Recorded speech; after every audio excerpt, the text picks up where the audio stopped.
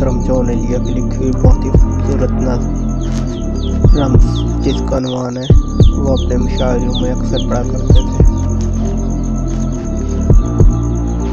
तुम जब आओगी तो खोया हुआ पाओगी मुझे, तुम जब आओगी तो खोया हुआ पाओगी मुझे, मेरी तन्हाई में ख्वाबों के सिवा कुछ भी नहीं।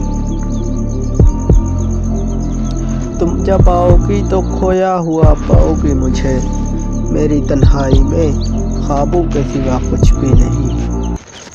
मेरे कमरे को सजाने की तमन्ना है तुम्हें, मेरे कमरे को सजाने की तमन्ना है तुम्हें, मेरे कमरे में किताबों के सिवा कुछ भी नहीं, ख्वाबों के सिवा कुछ भी नहीं, किताबों के सिवा कुछ भी नहीं।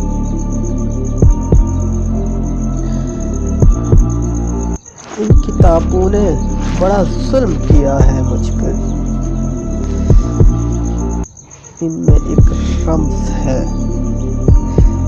जब वो ये शेर कहा करते थे अक्सर अपना सर पीटा करते थे और बार बार ये शेर करते थे। इनमें एक रम्ज़ है, एक रम्ज़ है, एक रम्ज़ है, जिस रम्ज़ का मारा हुआ ज़हन मजदाए इशरते अंजाम नहीं पा सकता, जिंदगी में कभी आराम नहीं पा सकता।